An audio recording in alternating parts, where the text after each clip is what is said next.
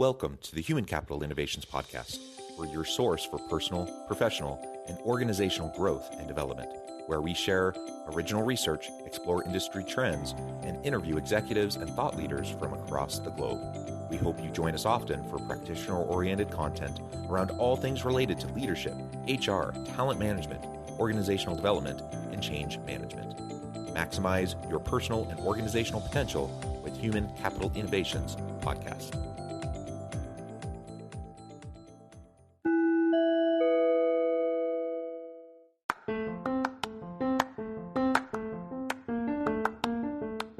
If you enjoy the Human Capital Innovations Podcast, enjoy ad-free listening by going to the Patreon page, and please consider contributing even at the producer or sponsorship level.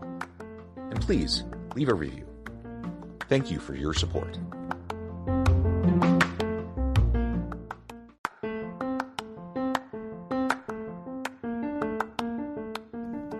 Welcome to the Human Capital Innovations Podcast. In this HCI Podcast episode, I talk with Steve Hoffman about the secret model for exponential growth, building innovation teams.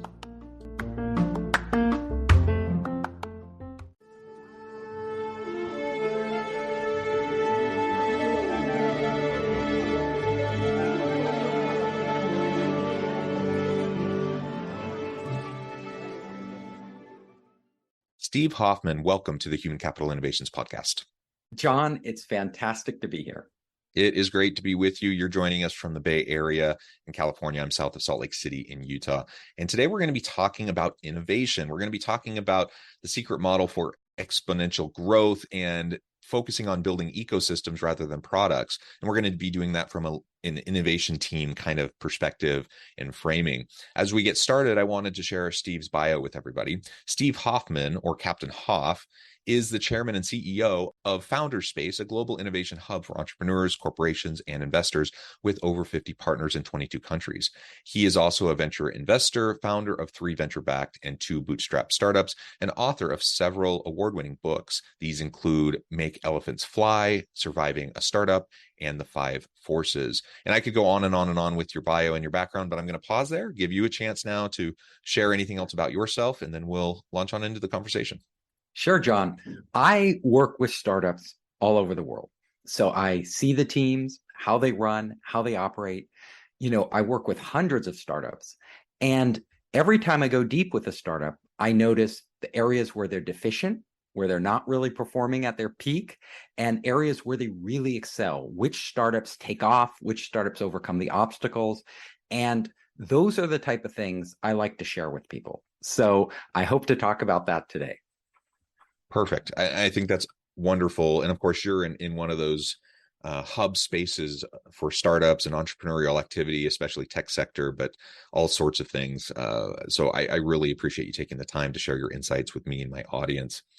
Now, I know you talk about the ideas, and you talk about why ideas don't matter so much. What do you mean by that? Most people, when they think about a new startup or an entrepreneurial endeavor, they think they need to have, this amazing idea to get going. So what do you mean by that? Yes, most of us think, I can't do a startup. I can't start my own business, especially in the tech sector where you're supposed to break through and conquer the world and change everything. I can't do that unless I have an epiphany, like some amazing idea. But honestly, the idea doesn't matter, especially at the beginning. Eventually, whatever you're doing does matter, the idea. But at the beginning, I will tell you what matters. And this is what I tell entrepreneurs or anybody. If you're in a large corporation and you want to reinvent your business, innovate, start a new business idea, don't focus on the idea itself. Focus on the people. I tell entrepreneurs, spend 80% of your time up front finding the right people. And I'm not talking about good people. I'm not talking about competent people, because good and competent people will build good and reasonable products and services. But those products are already out there. There's already competitors probably doing whatever you want to do. So if you're coming in with good, you've already lost as a startup. If you're going to break through, you have to do something exceptional. And that means you need exceptional people from the get-go. And that's not easy to do. Like, it's not an easy challenge. But I will tell you, if you surround yourself with exceptional people, exceptional co-founders in your company, people who have just amazing talents, like the best you could possibly hope for, and exceptional advisors who have been there, done that, can guide you through, help you around the obstacles, then you have a fighting chance to break through and break out as a startup. And if you don't do that, almost invariably, you can have the best idea in the world, the most amazing idea. You will fumble the ball. Some other team will pick it up and run with it. Yeah, that's a really, really great point. Now, it's great if you have that epiphany. It's great if you have that earth-shattering, mind-bending idea, that entirely new way of looking at a problem and with a creative solution. But that alone won't actually get you to the finish line. Like, implementation is so hard, and starting a business, running a business is all about the people. And so that's honestly where so many founders get caught up. I see it all the time here. We're not a Silicon Valley kind of location, but here in the tech corridor in Salt Lake City, which has been dubbed Silicon Slopes, we're also a hotbed for entrepreneurial activity and tech activity, and a lot of big firms have started here, and unicorns and such. We have that kind of an ecosystem here as well, and you see the same problems happen again and again and again, and it's because people have a good idea, or they think they have a good idea, but they don't invest that 80% or even 50% or even 25% into the people. You pick who's around you. Oh, I know this person. I'm going to bring them on the team. I feel comfortable around them. I've worked with them before. That's not the way to go about it. I mean, if they're exceptional, do that. Get them. Sure. People who are exceptional and you can work with, great. But if they're just, competent, it's not going to get you there. And the other thing I want to say, which is really important, is that the reason I tell people not to pick an idea right from the get-go, instead what they should do is pick a direction. What is an area you think deserves innovation and attention that you feel passionate about changing? Like, maybe you grew up in the restaurant business and you want to use technology to transform the food industry, the service industry, the restaurant business. Or you see a problem out there like the fishing industry with overfishing, these horrible, bycatch and all the different problems in the fishing industry. Go into those industries with an open mind, because I will tell you, whatever you're probably thinking of in the get-go isn't right. Like, it may be partially right, your big idea, but if you have a closed mind, you won't see the big opportunity. And I just want to remind people out there, most companies at the early stages, including Google, YouTube, Twitter, all, go on and down the list, Facebook, all of these started in a different direction than they ended up with. I mean, Google, for instance, like, everybody thinks Google is amazing, but Google originally was a search engine narrowly targeted at academics finding research papers online. That wasn't the big idea. YouTube was a video dating site. That wasn't the big idea. Twitter was sort of a podcasting site before it became Twitter, and they spun off Twitter. You go on and on and on. If they stuck with their original idea, or they thought it was that important, they would have never gotten to where they are. Yeah, and I like to look at problems, or at least attempt to look at problems from a systems kind of perspective, a holistic perspective. And what often happens in new startups and entrepreneurial endeavors is you jump immediately to the solution. So rather than scanning everything and having a really good sense of the holistic issues at hand and the gap that you're trying to fill, you see a problem, then you immediately jump to the solution. That solution typically won't be the right thing because you're only addressing some little tangential piece of the problem. And I think that gets back to exactly what you were just describing, that it might be part of the issue and it might be a partial solution, but in isolation, it's not really going to do much of anything.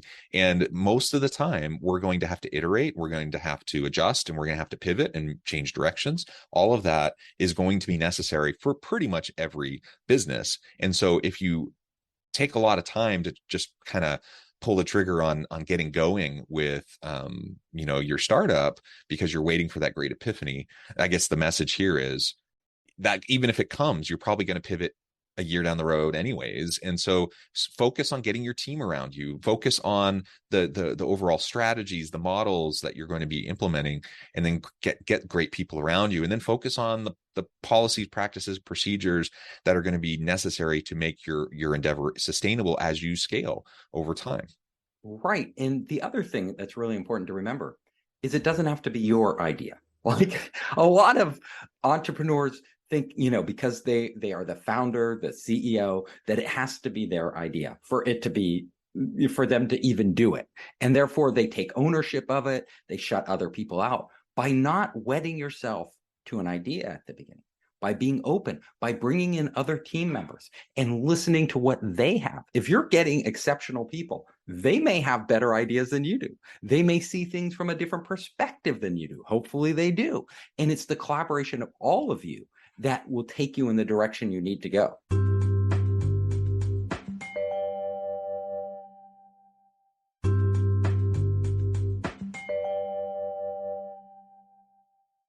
Do not make the mistake of owning the idea. And I'll give you a few examples. Can I just say to that point, yeah, what you're describing is you're making it all about you. It's all about your ego. It's all about your idea, you being able to make your mark, your legacy. That's not a sustainable approach to a successful business to bring value to the marketplace. So exactly, bring in diverse ideas through great people that you surround yourself with. Have some intellectual humility and set your ego aside so that you can actually, create something really cool. So anyways, you have some good examples. I absolutely do. So, the thing, Google did a study out there on their teams, their innovation teams, like which ones really performed well, like actually, created great products and brought them to market, and which ones failed, which ones lagged behind. And their study showed very clearly that it was the teams that worked well together, where everybody felt included. Everybody had one important element. They trusted one another. They trusted one another. They could be open. They could express themselves. This is the type. So you're going to be like, the CEO's job is not to come up with the greatest ideas. Elon Musk did not come up with the idea for Tesla. Like, everybody gives him credit for it now because he's done an amazing job of growing that company, but it was somebody else's startup.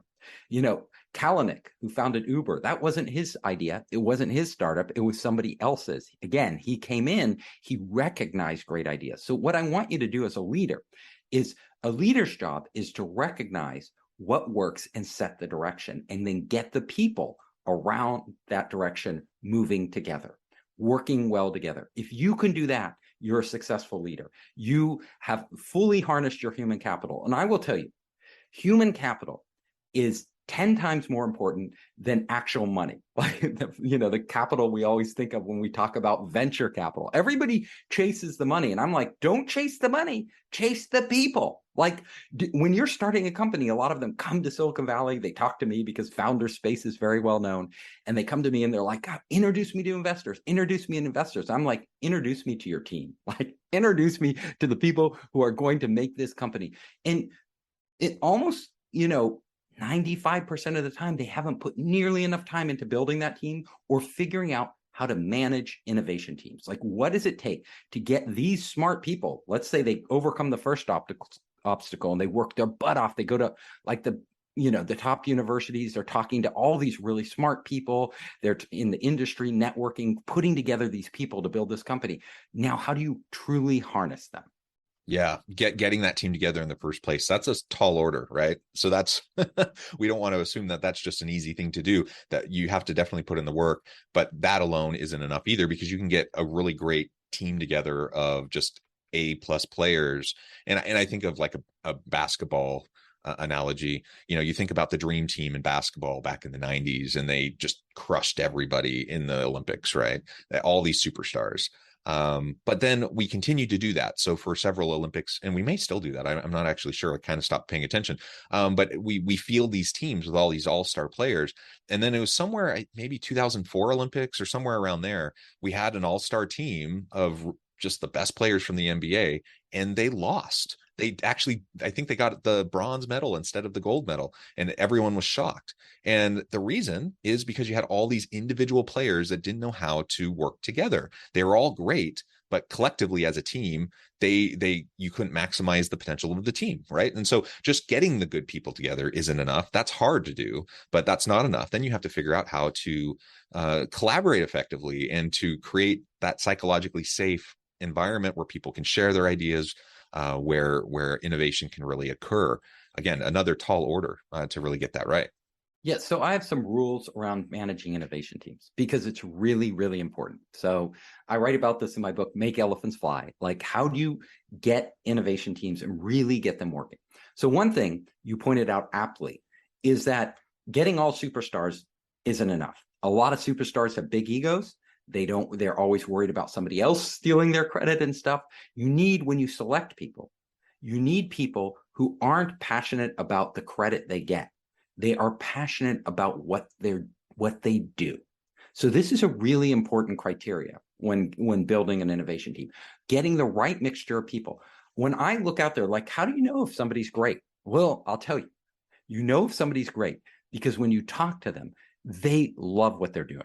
And they love it. So if they're an engineer, they're out there and they're always downloading the latest SDK from Node.js or MongoDB or whatever, new technologies coming into the marketplace. They're playing with it. They're actually showing you it with glee. They're like, even though you don't understand a thing, they are attending like all the meetup groups for engineers. And that's a great way to meet great engineers. Go to these meetup groups on the latest tech and you'll be surrounded by engineers who are passionate about what they do. They're on forums talking about it. Their home is all wired up and they're always doing different experiments. Same with a marketing person. Like if you're going to get that amazing marketing person, they are on the latest social networks, the emerging ones, the ones that aren't on people's radar yet. They're trying them out. They're trying out all these new marketing tools. They're always reading the latest books on marketing and talking about new ideas and things they could try. Those are the type of people who are natural innovators. So you need to look. This is true. I'm talking about a startup or innovation within a large established company. Like you can be a big company. Don't focus like a lot of big corporations. I've consulted for Bosch. I've consulted for Intel. I've consulted for Qualcomm, all these big companies. And they tend to run contests like who has the best idea and we'll select you, to head up, to change the company. Well, the person with the best idea isn't necessarily the best innovation leader. And innovation isn't about the idea. So they're going about it totally wrong. What I tell them is, and it's the same for startup, same for a big company. If you're building this team, like look for those natural innovators who really care about what they're doing, not about the credit they get. Like they're not a political animal out for, their credit. Putting them together in an environment with other people where they can achieve the same goal, they will naturally come together and work like crazy to do that. That is the first basic step. I love it. And again, it comes back to the ego issue, which is such a challenge with startups and with founders. Oftentimes, they're not quite sure when to let go of control and the power, right? And to start to allow for things to morph away from maybe what their original idea might have been as they surround themselves with other people. It's one of the biggest problems when you see organizations trying to scale. Someone who might have been good at the startup phase is not at all capable of scaling the business. And so you see problems there too. And so absolutely everything you were just describing in terms of just getting beyond the ego, having that team together, and then just getting people who are passionate, who are going to work their butts off towards, this whole, not the specific idea, but like the whole range of possibilities within this path that they're pursuing. Someone who's willing to experiment, someone who's willing to play and try things and see what happens and what's working and iterate rapidly. All of that isn't just about who's the smartest person in the room. It's a set of mindsets. Actually, it's different, multiple mindsets, and then people aren't getting stuck on the credit. They're not getting stuck on the politics. They're just focusing on creating something awesome, and they're excited by it.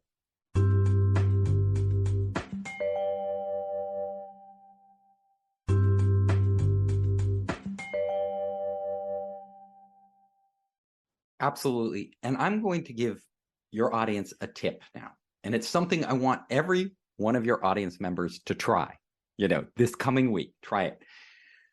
First of all, what you want to do is you don't want it to be these isolated brains working separately to solve the problem. You want to get people working together, right? As a team, thinking, which means what I want you to do is try for 1 week, and this is hard, to, as a manager, to go into your company, whether it's large, medium, or small size, whether your team is small or giant. I want you to go in and try not to tell a single one of your reports, the people who report to you, what to do. You don't tell them what to do. Like most of us, like the first thing we go in, we like, you should be doing this and you should be doing that, and don't focus on that right now. That's not important. This is our priority. All managers think that's their job. But if you want to really get your team innovating, if you want to have your team not act like robots and just follow what you tell them to do, try asking them, don't tell. It's my ask, don't tell rule. So you go into work and for the entire week, and you don't tell a single person what to do. Instead, you go up to all your different people and you say, Frank, what do you think should be the priority this week? What do you think we should be working on? What did you just do? Well, what you just did to Frank was you put Frank in a position where they have to think about this. What should my priority be? My boss doesn't tell me. What should I think? What I think is so important. First of all, Frank may come up with idea that you didn't even think about, that is actually more important than what you were about to tell Frank to work on. Now, let's say Frank comes back to you and says something that you don't think is important. Well, you could say, instead of saying, no, Frank, focus on this. I was just asking you, but I really want you to focus on this. Instead of saying that, you say, oh, Frank, why do you think this is more important than that? So ask them again, have them think it, because Frank may have a good reason why X is more important than Y you should be focused on. Having that type of conversation. Frank, how do you think we could speed things up? How do you think we could get to that result faster? Whoa, instead of telling Frank, I want you to move up the deadline, then they feel like, wow, my boss is pressuring me to move up the deadline. My boss doesn't even understand how much work this is. You're asking Frank, how do you think they can do it? And then Frank is buy-in, and then Frank has to think about, is there a way to move this up? If you're producing an event or something, and you've produced 100 events before, and you know exactly how to produce a great event, instead of doing it, go up to your employees. Sally, we're going to be doing an event. What do you think we could do to make this an event exceptional? What do you think we can do to make our clients, when they come to this event, talk about it to everybody? Boom. All of a sudden, Sally owns the event. You aren't saying, Sally, go produce the event, get X, Y, and Z done. We need it by Thursday, blah, blah, blah. These are the topics. You're asking her. And then this unleashes all the creative, innovative brains in your company and gets them working. And there are problems in your company. Sometimes people aren't communicating, so you say, Marianne, is there a way where you can work, you can talk to Sally and get the communication going better? Do you think there's a way for us to better communicate? Whatever problems you have in your office, you can ask them as questions, and it's a great way to solve those problems. And it's just a more empowering approach, right? People take ownership over their work. They're not waiting around for you to rubber stamp everything, which when that kind of form, even if it's not your intention to micromanage, when that becomes the culture of your team, where they're kind of waiting around for you, and then they know that they're going to say something to you, and then you're just going to kind of come back at them and push back to the point where they're going to have to redo stuff anyways. Guess what? When that happens, most people start to kind of do the minimum before ever taking it to you in the first place, because they just know you're going to, have them revise stuff, and you're not going to get their best work, right? So just empowering people by asking questions, that is such a genius thing to focus on. But it's a bit counterintuitive. It's certainly not consistent with kind of the mindset and the norms that a lot of people think are attached to leadership. And it takes practice to do it, because especially if you're really smart and you've gone to a good school and you've worked for good companies and you have this great idea, it's very easy to drink the Kool-Aid and start to believe that you have all the answers, or at least many of the answers. And then all of a sudden you start to dictate to people, and very quickly you're going to spiral into this position of everyone just waiting to look to you and waiting for you to speak your wisdom rather than coming up with great stuff themselves. Yeah, and then they go along with it, and they go whatever direction you're taking them, which may not be the best direction. And what we've discovered in innovation is that it's a journey. If you already knew how to get there, if you knew that breakthrough, amazing, thing you should be building, somebody probably would have done it. It's not that simple. Usually these ideas come out from an interplay between your team and then the customer. So what I want you to do next, I want your audience to do, is not only extend your ask, don't tell to your team, but extend it beyond. And this is what I call building an ecosystem. So a great company doesn't exist in isolation. A great company exists as part of a system. And that system extends out to your vendors. It extends out to your customers, your clients, whoever they are. It extends out to everybody who touches your company. So can you get your team, like yourself, to engage with the other parties like you're engaging with them? It's building this culture. So, for example, can you go up to your person who does customer service, right? And you tell the customer who does customer service, whenever you engage with a customer, is there a way to get feedback from them? We know they have a problem, but is there a way to actually get more feedback from them? Is it possible for you to actually ask them questions about our business so that they start telling us things we don't know that we can't see? Because I'll tell you, the best ideas out there are ones that address a customer's extreme needs, things that the customer absolutely needs or really wants that they're not getting from the competition. That is where you rocket ahead. But you don't find those in a vacuum. You find those. The customer's not going to tell you what product or service to build, but they will tell you what they need and what outcomes they want, if you are willing to ask and if you are willing to listen. So every person that touches your customers, whether it's customer service, whether it's sales, whoever it is that's going face-to-face or even on the phone or on Zoom calls with those customers, they should be engaged in more asking and listening than they are in selling or problem solving, right? They can do that. Like if you're a salesperson, yeah, you want to sell. If you're a customer support, you want to solve the problem and move on to the next one. But you're missing out on a huge opportunity there. Yeah, I love it. And you referred several times to this idea of the ecosystem around the innovation. And so if we want to grow and scale our business, we need to have a great team around us. We need to focus on the customer. Customer is king, and adding value to the marketplace to solve problems. That can only happen as we listen long and hard, intently, and try to get the best ideas in and iterate rapidly so that we can try things out. There's so much more to this. We've only just scratched the surface, but I know at the time I'm going to have to let you go here in just a minute. So we're going to have to close the conversation there today. But before we end, I just wanted to give you a chance to share with listeners how they can connect with you, find out more about your work, Founder Space, your team, and then give us the final word on the topic for today. Sure. Happy to do so. So if you want to connect with me, super easy to find. Just go to founderspace.com. So Founderspace, there are tons of videos there, lots of material to help entrepreneurs and innovators. I also have my books there, Make Elephants Fly, which is all about innovation, Surviving a Startup, which is basically everything entrepreneurs need to know to grow, and The 5 Forces, which is about these new technologies that are emerging right now that are going to totally change the landscape, our lives, business, society, everything. And so you can reach me at the website. You can also connect with me on every social network. Search for Captain Hoff. That's my nickname, Steve Hoffman. LinkedIn is a great place to find me.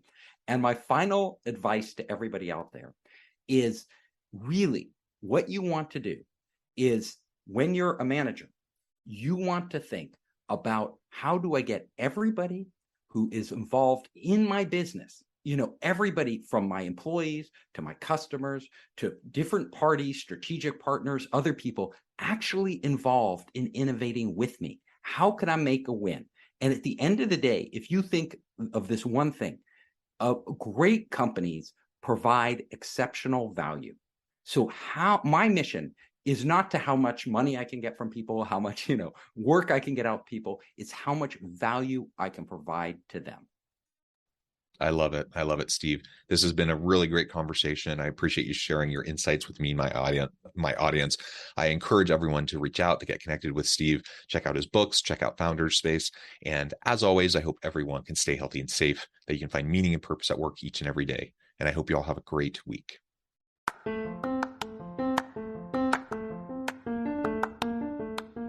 Do you enjoy the Human Capital Innovations podcast? Enjoy ad-free listening by going to the Patreon page, and please consider contributing even at the producer or sponsorship level. And please leave a review. Thank you for your support.